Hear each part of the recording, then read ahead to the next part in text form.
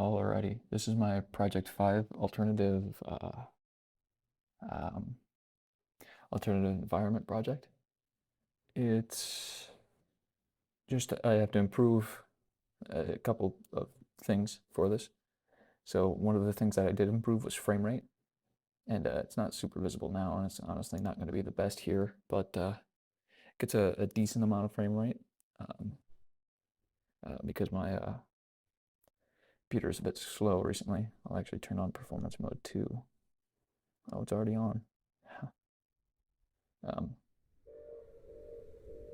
yeah, that's not too bad. Could be better.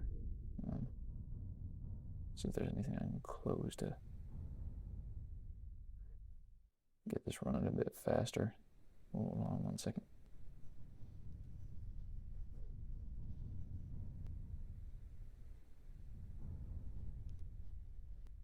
Alrighty. It's not anywhere near faster. Anyway, um, yeah, that's one of the things that I did to improve the frame rate was to lower the clipping area of the camera. So all that really means is just that I lowered how far the camera can see. And because there's fog, you're not going to see that far anyway. And the reason I lowered it was because the number of verts on the screen and the number of tries were massive. I think there were like 9 million vertices on the screen, and that was drastically affecting load times and, well, just render times rather. You can see it's actually kind of high, but that's only because I'm looking at the ground here. Another thing I did was occlusion culling. It's not that big of a performance hit, but it does work. And it's a little bit better because obviously, you know, for VR, you need occlusion because without it, it will just not work the best. So let me get back over here. So here you can see the occlusion culling in action. Let me go in and get the rotation tool here. Don't know why it's over here. Yeah, that's odd. But you can see it's still doing what it's supposed to. And I just saved it. Yeah. Anyway. But yeah, you can see all this stuff is unloading. I need to figure this one out. I don't know why it's rotating like that, but it's working just fine. So there's all that. I think you can see the, don't know why it's not showing the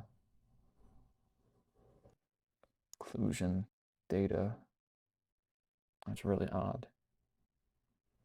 Huh. Maybe bake it? Oh, it's gonna take a little while, but oh yeah, there it is. But yeah, it works fine. I'll even jump in again just to show it off. But yeah, this is probably the biggest, not the biggest, but it's up there.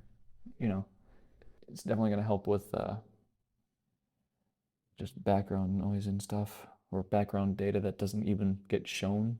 So there's that. I think the biggest thing was the clipping plane on the camera, because that just, you know, determines how many tries you're going to be rendering on the camera. So no occlusion data has been baked.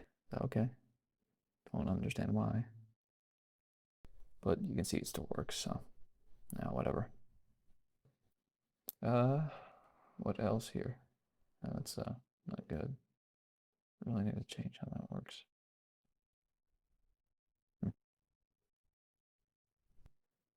Change that to 0.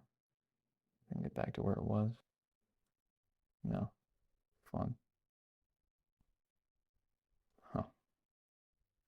Yeah, I'll have to figure that out. Oh, whatever. Right there. Yeah, that's fine.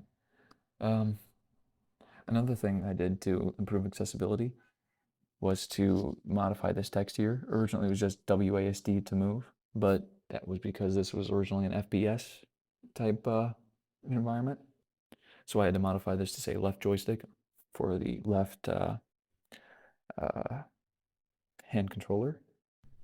Or if you're using the device simulator, you would have to use left shift and WASD, which that's just the controls map for the device simulator, which it's always fun to use. Um, yeah. Frame rate is still okay. It could be better in all honesty, but you know, at least it's running on the hardware because originally it was like 8-ish FPS. So any improvement is good improvement, I suppose.